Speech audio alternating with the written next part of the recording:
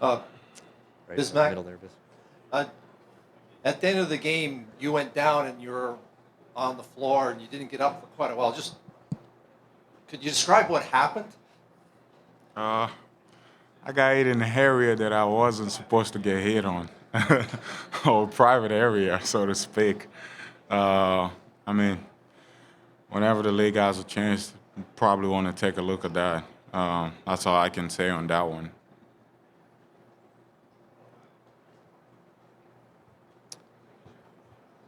Matt, back there.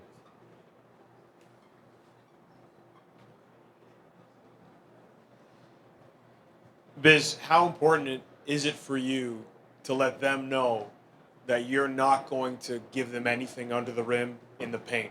LeBron was just up there reciting a Jay-Z quote about every time somebody gets really physical with him, that he's why he isn't going to react. And when he was asked about why you wag your finger, he just dismissed it.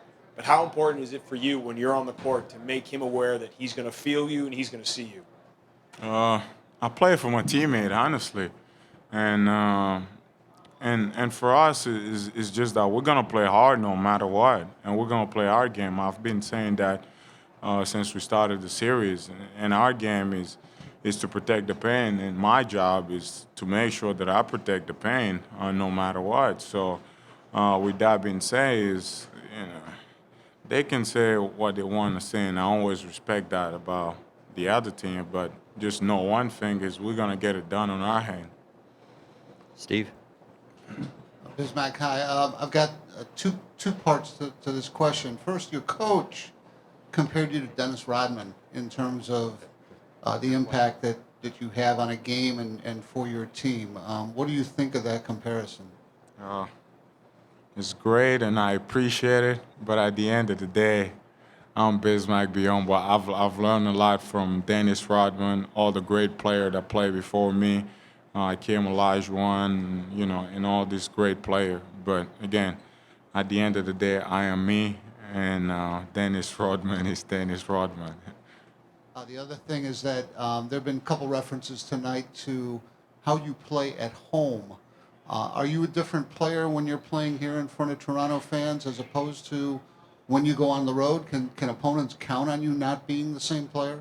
I play the same way. It's just that when you're home, it's all a lot of fans that are involved. The fans are involved, and if you go back and watch it in Cleveland, Cleveland was very physical in Cleveland. And when we come here, and as we get physical, our crowd get involved, and we stay with the game. And again, I'm the same player. It's no different, but it's just that there's things we need to do at home and protect home, and then on the road we have to figure out. And then I think we all have to do a better job on the road of playing for each other, covering each other.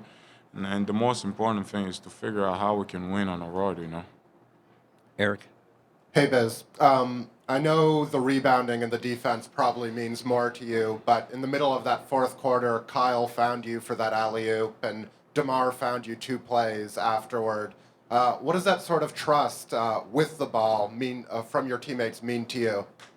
I mean, they trust me. They know I work hard every day, and at the end of the day, I know that scoring is not an issue with me and the team. But if you see when we play in Cleveland, they shot I think 50+%, and then today we were able to lower them to below 40%. So my job was tonight, especially after I watch a bunch of film and see the mistakes that we were making, is just going back to just play defense and be the defensive mindset of our team and protect the pen as much as I could. And I think we all did a better job. This was a team win.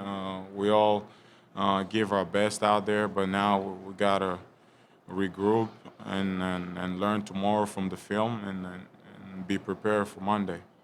Ohm on the left side. Bismack, Youngmas, ESPN.com. Dwayne had said that every time you grab a rebound, you're pretty much getting fouled while you're grabbing those rebounds. I wanted to know, is that the case, how you feel about that? And also, too, on your flagrant foul, you were obviously trying to prevent LeBron from scoring, but do you feel also that you kind of need to set a tone for Toronto, that you guys are going to stand up to Cleveland and be physical? I mean, I don't see a difference between the way I get fouled when I get offensive rebound and the foul that I committed. That's all I can say on that. It's not like I did it to hurt somebody. I never played this game to hurt nobody. And I get fouled pretty much the same way, and I don't fall on the ground badly. So with that being said, is some call gonna be called and some call not gonna be called, and to me, it's just I keep playing on, and hey, whatever happened. Mark? Bismarck Schwartz, ESPN. Two-part question for you. First of all, when did you begin wagging your finger at block shots, and what is the message that you're sending when you do that? After I got the license from Mutombo. I saw him one time, and we were having this conversation, and he was telling me, I haven't give you permission to use my finger yet, so you will have to come to Atlanta so I can give you permission. But I love him. He's like my big brother. And I've had several conversations about him, especially defensively, how he was able to impact the game. And of course, once he gave me permission to use his finger rack, then I guess I just want to leave his legacy and make sure that I show him some love as my big brother. And secondly, when LeBron James is coming at you or Kyrie Irving is coming at you at the rim, what kind of satisfaction is it to turn them away at the rim? I mean, it's just that I'm not going to block every shot. That's just the bottom line. But at least the idea for me is to change the shot, change as many shots as I can. And yes, tonight was a great night for us that I was able to change a lot of shots for my teammate. But at the same time is that they have a lot of shooter on the floor. So when you're going to block shot, for sure somebody else is open. So now the goal for next game is to find out how we can take the threes out. I don't know. They shot 34%, which is still not bad defense, but we can always do better. Final question to Josh.